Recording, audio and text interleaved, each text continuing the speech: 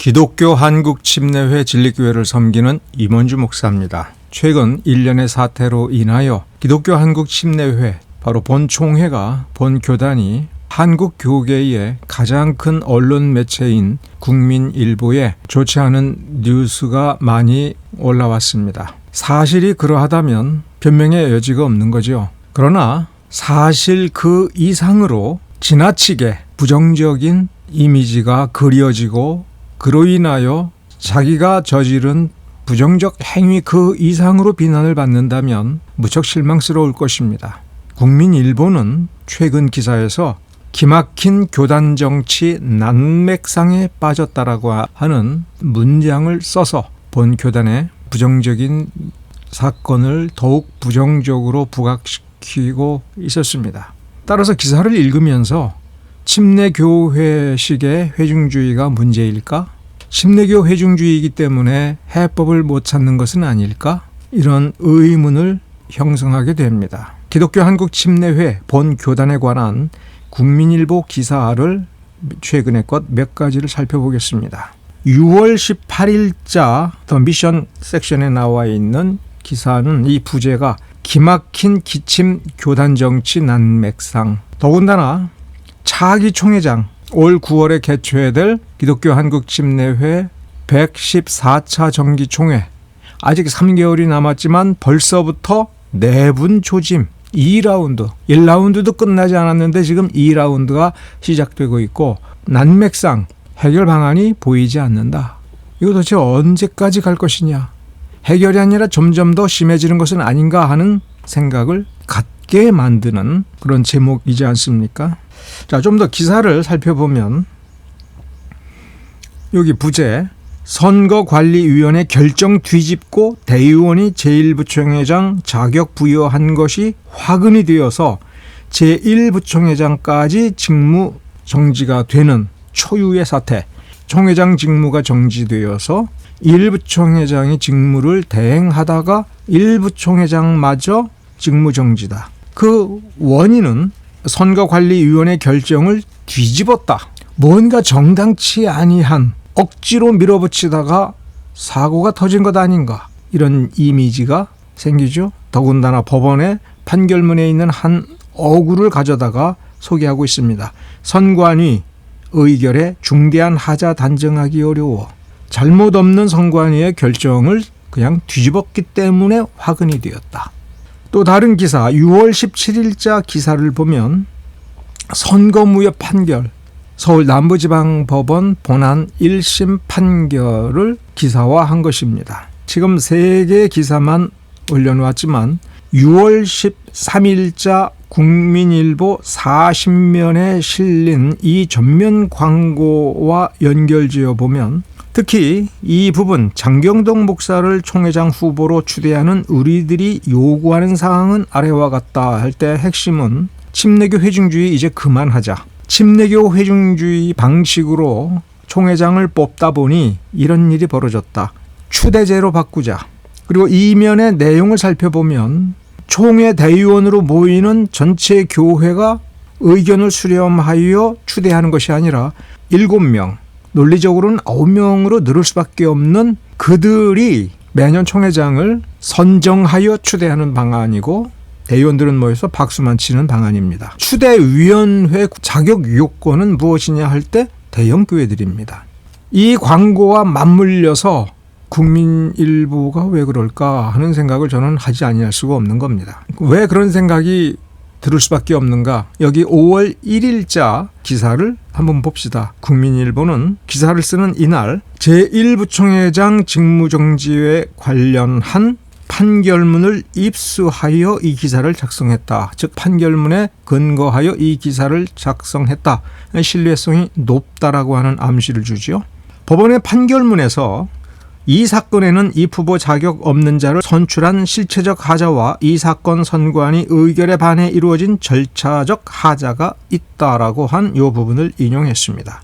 회중주의 입장에서 총회 규약을 연구하여 생각을 해보면 절차적으로 문제가 없으면 되는 건데 절차를 지키지 않았다는 겁니다. 그러면 반대 입장에서 제1부총회장이었던 홍석훈 목사는 이 소송건에 관련해서 이렇게 진술한 겁니다. 총회 의결의 효력이 선관위 의결의 효력보다 언제나 앞선다. 우리 총회 규약, 즉 침례교 회중주의의 원리를 한 70% 정도 설명한 겁니다.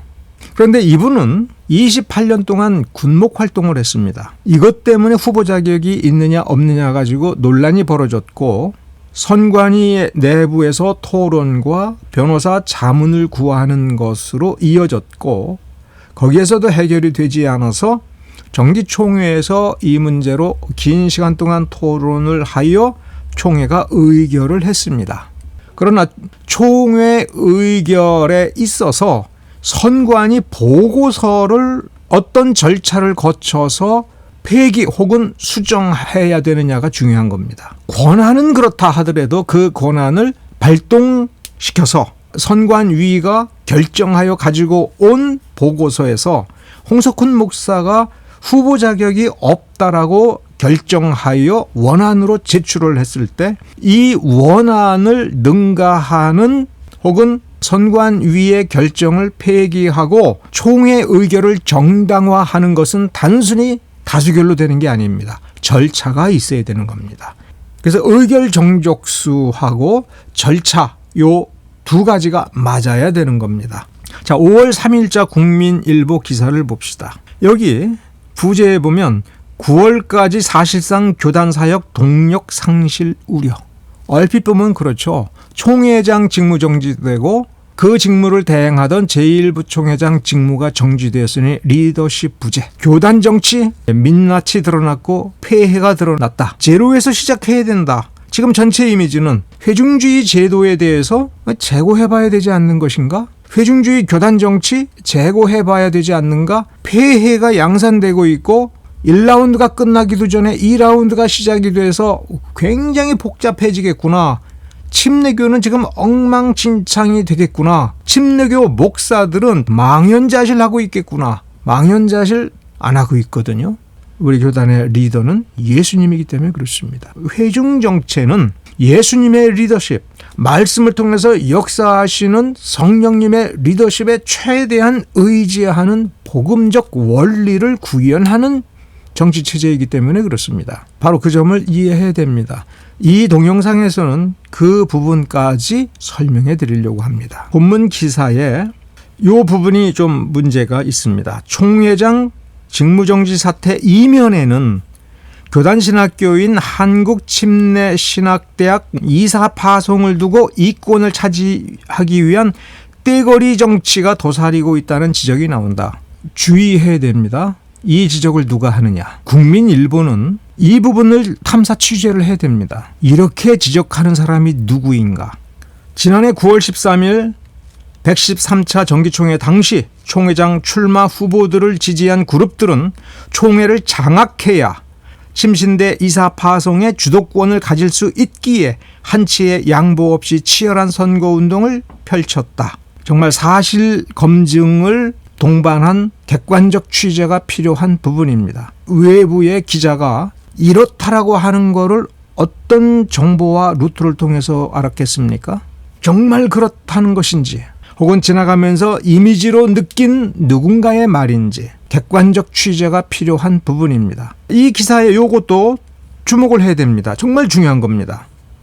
총회장 후보가 정기총회 2달이 되지 않은 시점에서 무리하게 총회장 선거에 뛰어들었다. 요거 누구 얘기겠어요? 113차 총회장 당선된 이종성 목사님입니다.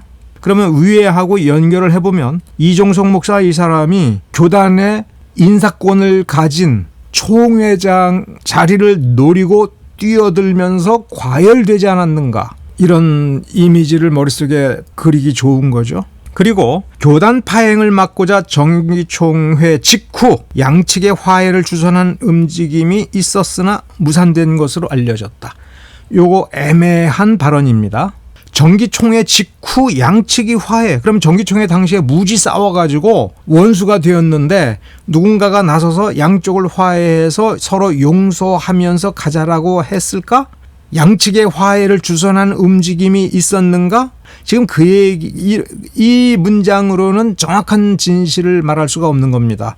정기총회 직후 낙선자가 당선자를 향하여 소송에 들어가자 양측의 화해를 주선한 움직임이 있었는가? 그게 중요한 겁니다. 정기총회 직후에 바로 소송으로 들어갔습니다.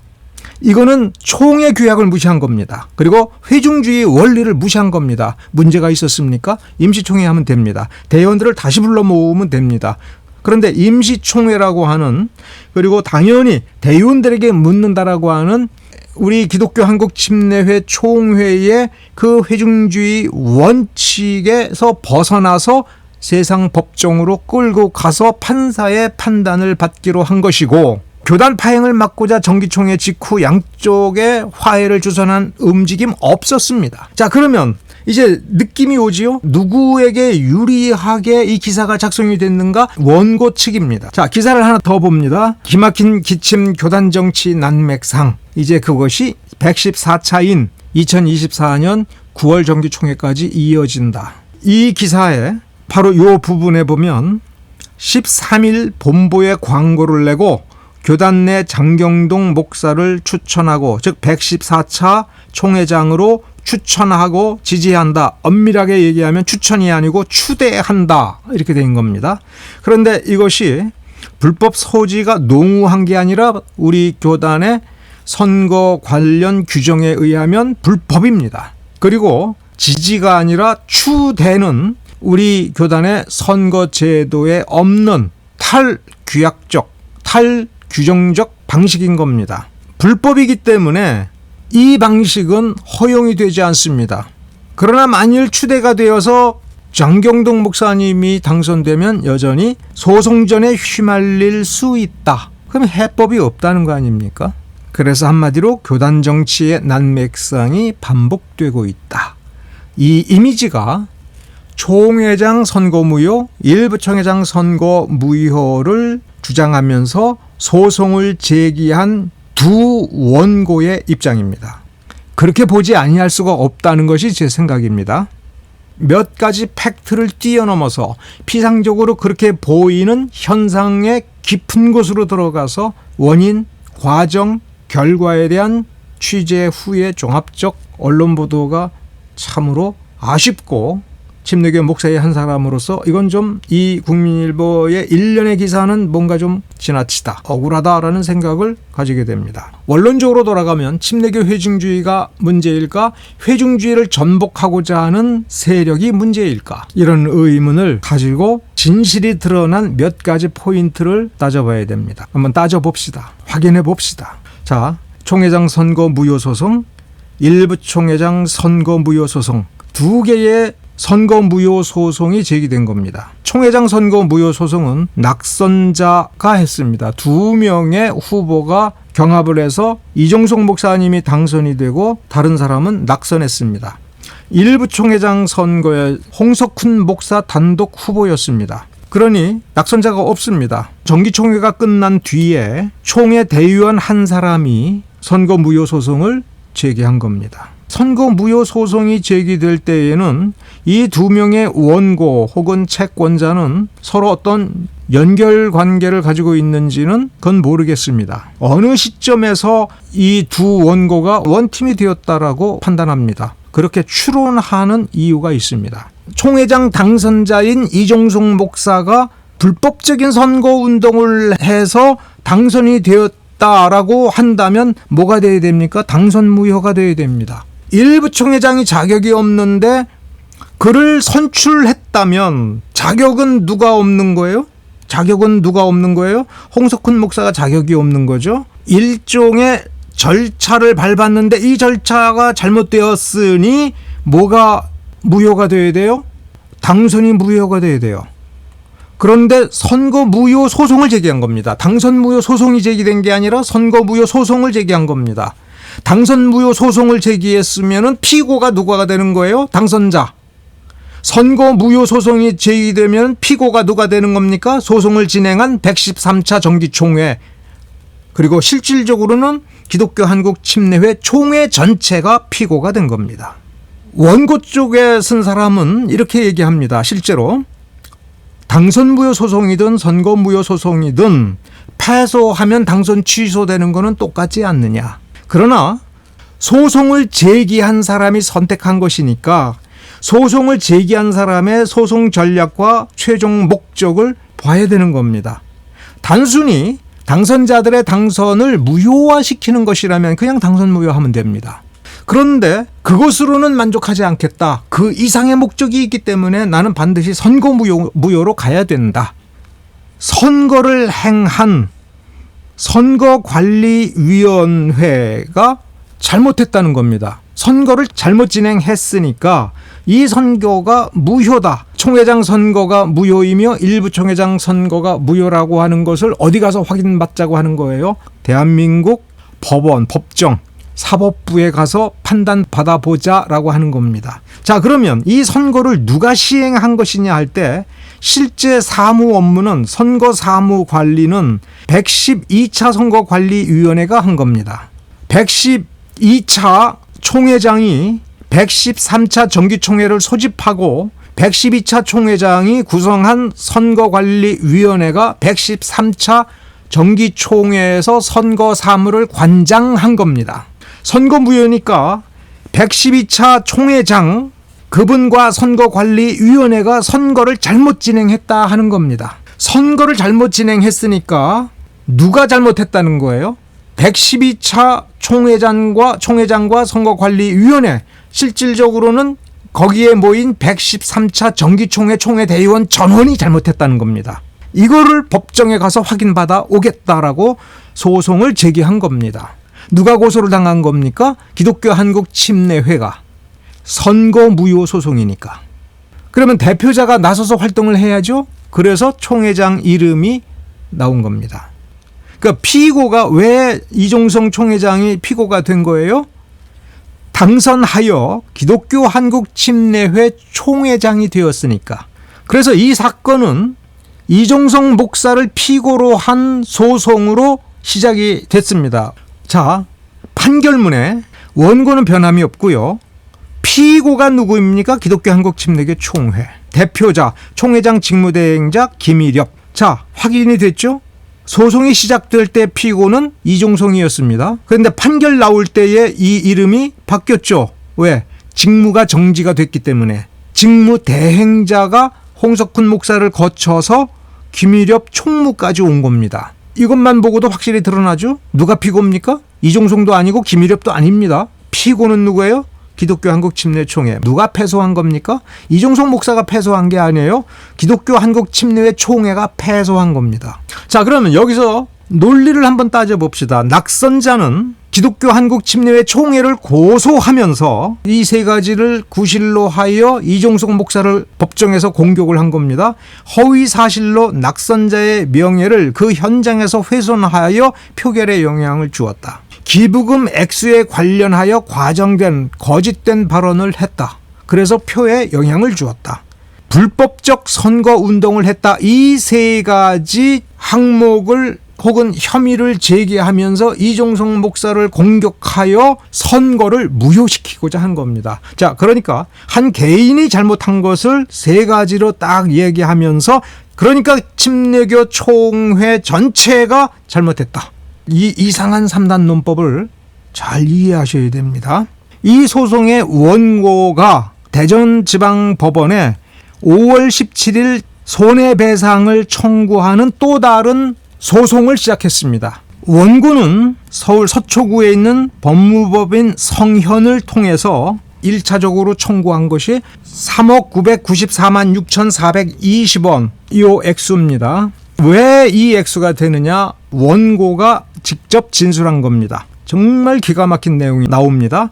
원고는 113차 정기총회에서 총회장으로 출마했으나 111차 때부터 총회장이 되기 위하여 선거운동을 했다. 9월 16일에 111차 제1부총회장 선거가 있었는데 그 다음 날인 9월 17일서부터 그 다음 해에 이르기까지 1년 동안 총회장 선거운동을 했다. 총회 규약 위반입니다. 더 기가 막힌 것은 그 다음에 전국의 지역연합회 행사에 참여하여 후원을 했다. 돈 주었다는 얘기예요. 만일 참석하지 못하는 경우에는 후원금을 송금했다. 그러니까 1년 내내 이렇게 돈을 보내는 일을 했다. 나아가서는 3,500개 교회의 목사님들 가정에 결혼식 장례식을 찾아다니면서 축의금 조의금을 내면서 선거운동을 하러 다녔다. 받은 분들은 축의금인 줄 알았죠.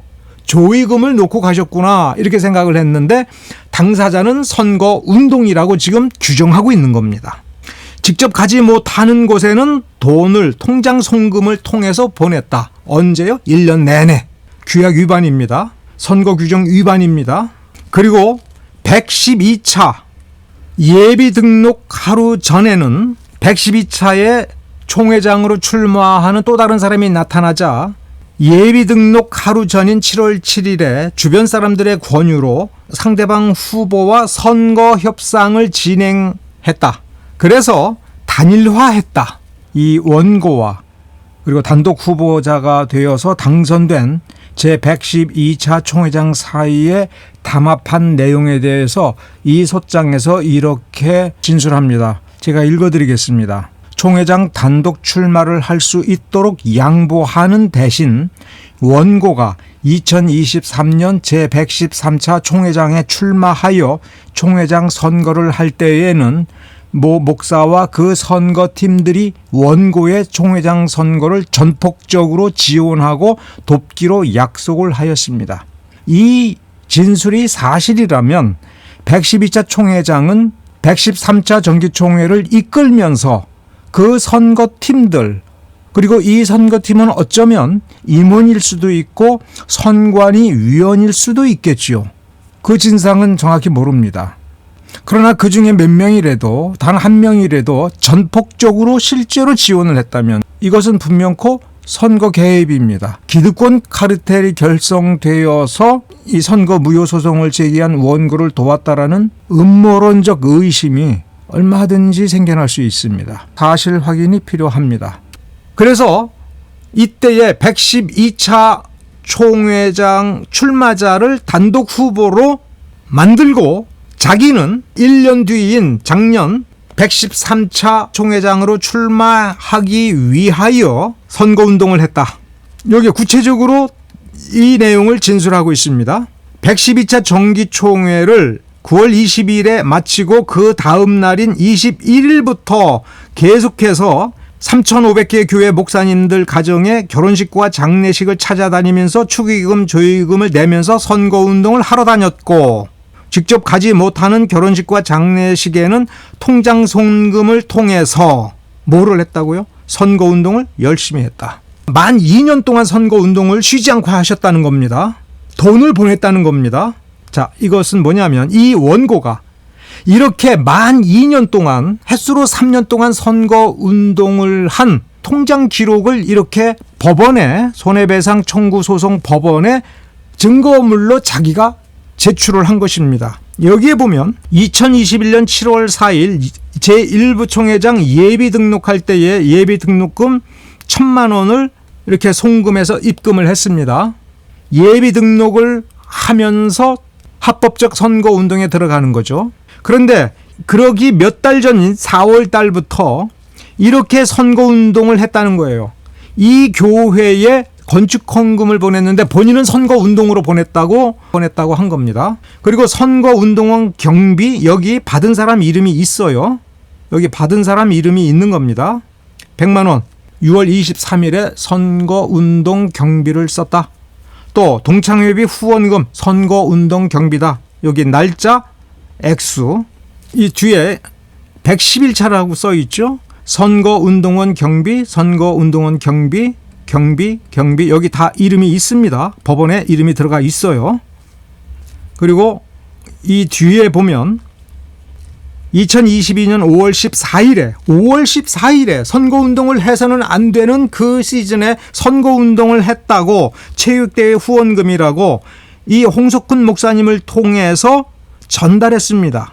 이 무렵까지는 그리고 2023년 연초가 될 때까지는 낙선자 원고의 핵심적 선거운동원이었습니다. 언제부터 했는지는 난 모르겠습니다. 그러나 적어도 2023년 초에 어떤 알지 못하는 이유 때문에 서로 다투고 그래서 원고에 대항하는 총회장 후보자로 나오려고 했던 겁니다. 그러다가 일부 총회장으로 출마하고 일부 총회장으로 출마하려고 했던 이종성 목사님이 갑자기 총회장 후보가 된 겁니다. 총회장 선거 무효와 일부 총회장 선거 무효는 이런 식으로 좀 꼬여 있습니다. 자, 여기서 홍석훈 목사의 부총회장 후보자기 유무가 어떤 식으로 논란이 되었는가 간단히 살펴보겠습니다. 일부 총회장과 총회장은 목사 인준 후에 본교단 가입교회에서 20년 이상 봉직해야 되는 겁니다. 목회해야 되는 겁니다.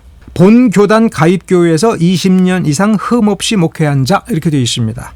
그런데 홍석훈 목사님은 28년 동안 군목 활동을 하시고 지금 섬기는 교회에 약 9년 정도 봉직한 걸로 알려져 있습니다. 가입교회라고 하는 건 총회에 정식으로 가입된 교회입니다. 그러면 28년 동안 군목으로 활동한 군인교회는 우리 총회에 등록한 회원교회냐? 아니죠. 군대교회죠. 다만 군목단은 피선거권이 없는 2명 이하의 대의원권을 부여한다.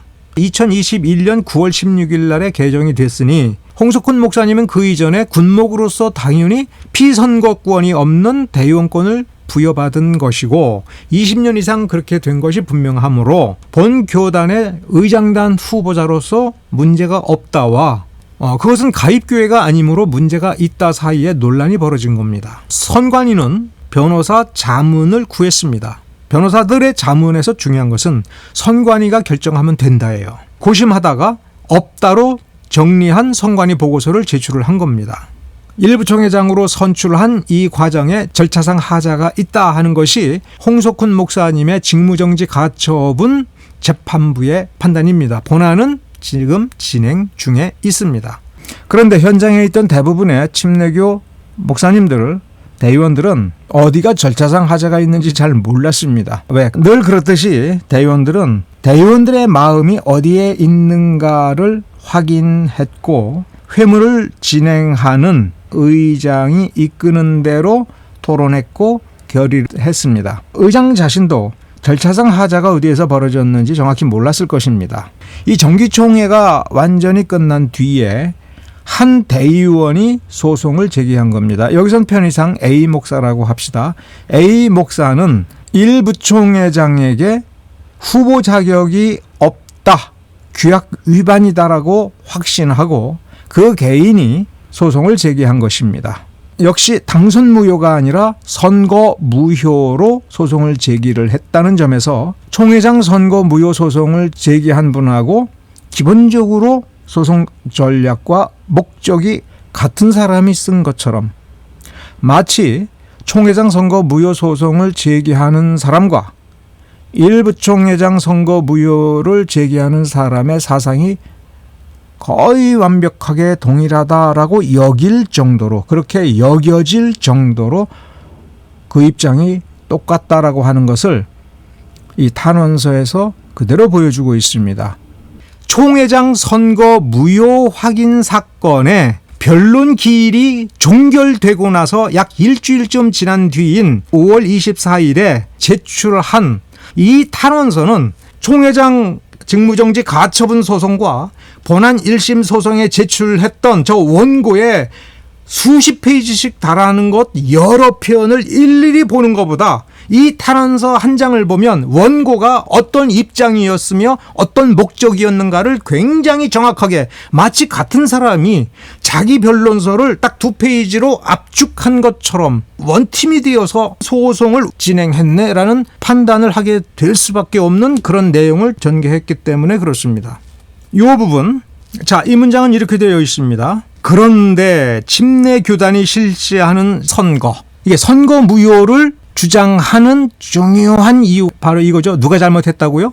침례교단이 실시하는 선거가 언제나 과열되고 혼탁하게 치러지는 안타까운 상황이 지속되고 있다. 그러면 이거는 113차가 문제가 아니라는 거죠. 언제나 이런 일이 반복되고 있다. 지속되고 있다. 지난 몇 년째 그렇게 되고 있다. 그러면 원인은 뭐예요? 총회장에게 집중된 인사권 때문이다. 구체적으로 그러나 매우 간결하게 설명하고 있습니다. 한국침례신학대학교를 비롯하여 12개 기관과 각종 위원회가 있습니다. 이 기관에서 종사할 이사, 위원, 감사 등을 선임하여 배치할 소위 인사권이 총회장에게 있다. 이거는 사실과 다릅니다. 시장 바닥에서 싸우면 거짓말이라고 말을 했을 겁니다. 증거가 무엇입니까? 우리 총회 규약입니다.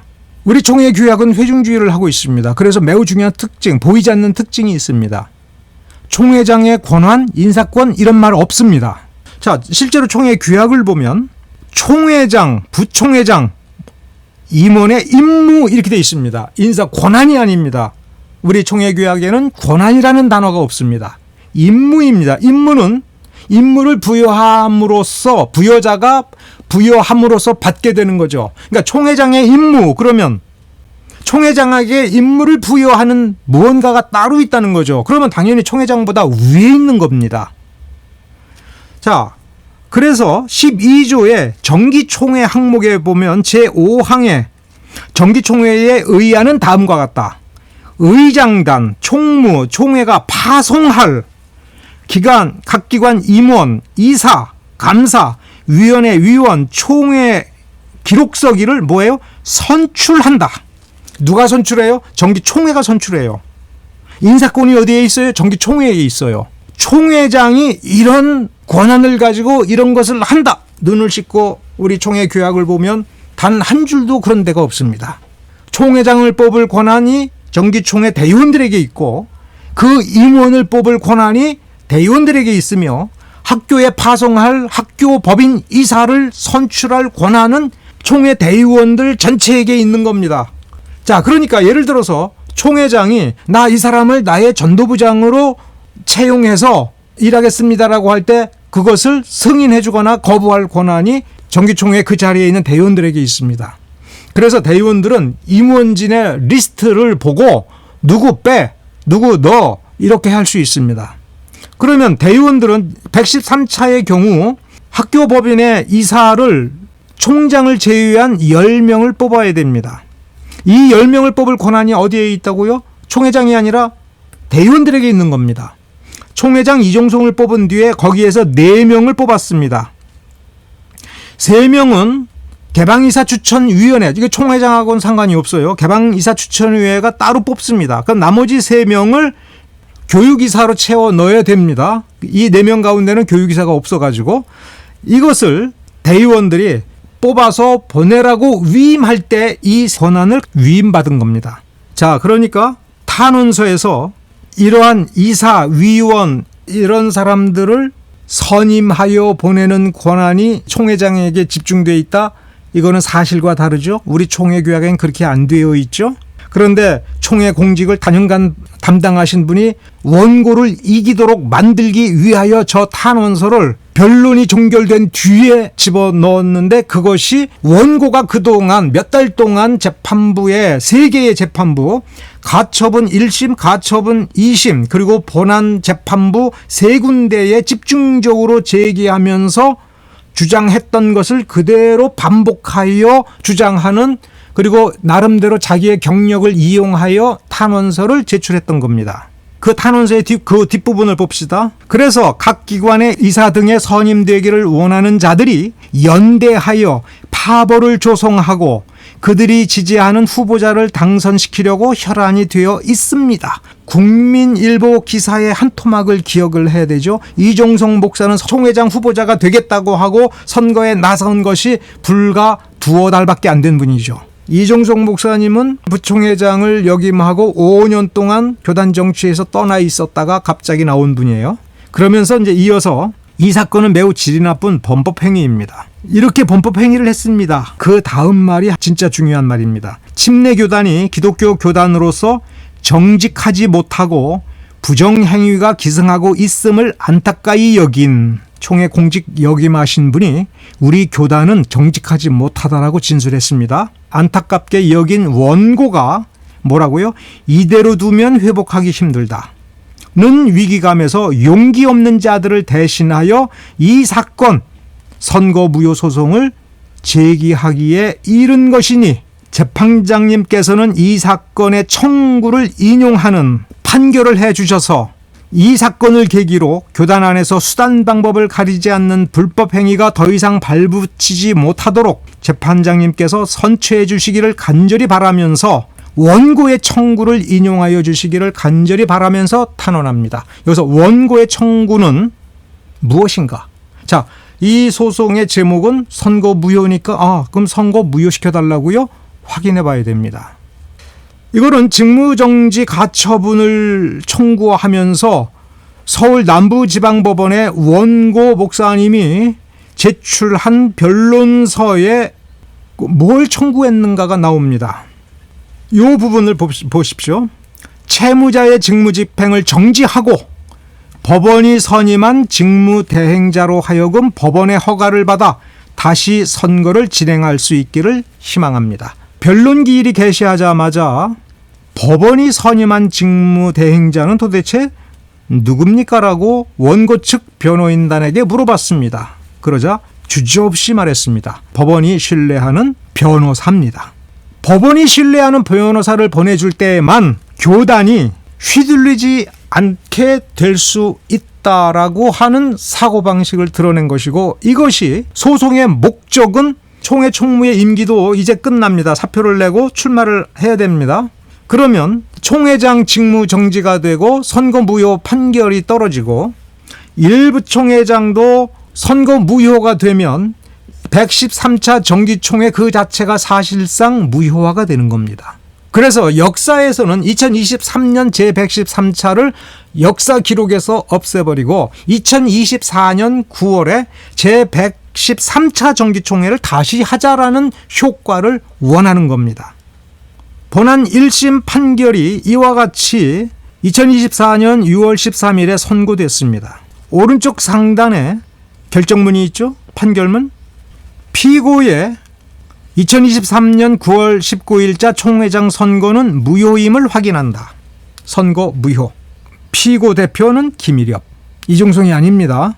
그런데 이 판결이 기묘합니다.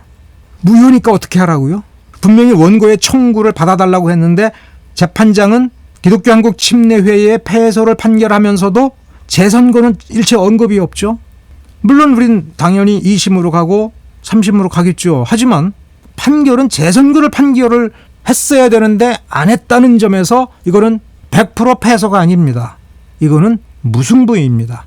그러면서도 한편으로는 저 원고에 의하여 기독교 한국 침례회 대의원들 전체가 일단은 패소한 겁니다. 오늘은 여기까지 다루도록 하겠습니다. 감사합니다.